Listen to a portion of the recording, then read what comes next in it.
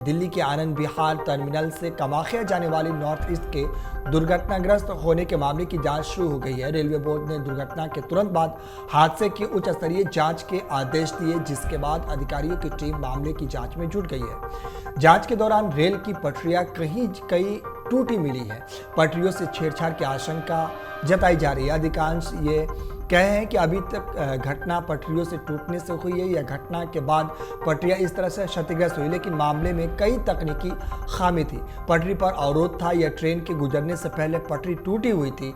इन सभी बिंदुओं पर एक तरीके से जांच शुरू हो गई है। जांच के बाद ही पता चल पाएगा। अब तक की जांच में ये बात सामने आई है, बक्सर से खुलने के 9 मिनट बाद नॉर्थ ईस्ट एक्सप्रेस पटरियों पर घटनाग्रस्त हो गई थी। जिस समय यह हादसा हुआ, ट्रेन की रफ्तार 110 से 120 किलोमीटर की प्रति घंटा से हुई थी।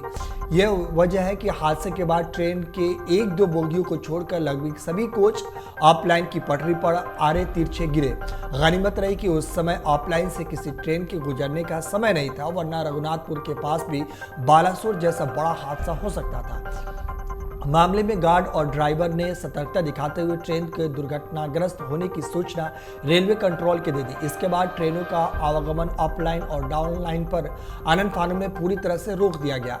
जांच में पहुंचे अफसरों ने बताया कि काफी दूर दूर तक रेलवे पटरियां टूटी हुई है। रेलवे अधिकारियों ने फिलहाल मामले पर किसी तरह की प्रतिक्रिया देने से इनकार किया है। वहीं रेलवे की ओर से इस घटना से मृत 4 यात्रियों के आश्रितों को 10-10 लाख रुपए का मुआवजा दिया गया है। वहीं घायलों को 50-50 हजार रुपए का मुआवजा देने की घोषणा की गई है। बिहार सरकार ने भी मृतकों के आश्रितों को 4-4 लाख रुपए का अनुग्रह अनुदान देने की घोषणा की है। इस बीच रेलवे ने 95 ट्रेनों के रूट बदल दिए हैं तो 31 को रद्द कर दिया है। शुरुआती आकलन के अनुसार रेलवे को 52 करोड़ रुपए से अधिक का नुकसान उठाना पड़ा है। इसमें ट्रेनों के मार्ग परिवर्तन और रद्द होने के कारण वाणिज्य विभाग को होने वाले नुकसान शामिल नहीं है। आपको बता दें कि लोको पायलट और सहायक लोको पायलट के नशे होने की खबर नहीं पुष्टि हुई है। शुरू में यह बात कही जा रही थी कि जो गलत साबित हुई। रिपोर्ट में यह तय हो गया कि घटना के समय ट्रेन की गति 128 किलोमीटर प्रति घंटा थी। दुर्घटना के बाद मीटर 122 किलोमीटर प्रति घंटा पर अटक गया था। जांच में रेलवे ट्रैक करीब 2 किलोमीटर तक टूटा मिला।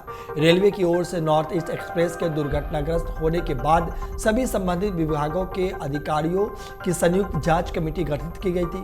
कमेटी ने दूसरे दिन गुरुवार की एक रिपोर्ट सौंप दी गई। वहीं जांच रिपोर्ट में इस बात पर भी आश्चर्य व्यक्त किया गया कि दुर्घटना के बाद ट्रेन का इंजन लूप लाइन के प्लेटफॉर्म से कैसे टकरा गया। इसके बाद ही लोको पायलट को चोट लगी। इस वक्त सहायक लोको पायलट राजेश कुमार को गंभीर चोट पहुंची। रिपोर्ट में घटना का समय रात 9:51 बताया गया है। जांच में पता चला कि इंजन सहित ट्रेन की 8 बोगियां लेवल क्रॉसिंग गेट संख्या 59B के हावड़ा छोड़ की तरफ, जबकि शेष 15 कोच लेवल क्रॉसिंग गेट के पहले दिल्ली छोड़ की ओर बेपटरी पे आई गई। सभी 13 कोच पटरी से उतरे मिले। अमर उजाला अब आपके टीवी पर भी। अपने स्मार्ट टीवी पर YouTube पर सर्च करें अमर उजाला, चैनल सब्सक्राइब करें और देखें ताजा खबरें, वो भी HD क्वालिटी में। और हाँ, बेल आइकन दबाना ना भूलें ताकि हर खबर हो आपके घर। अमर उजाला, निष्पक्ष, निर्भीक, निरंतर।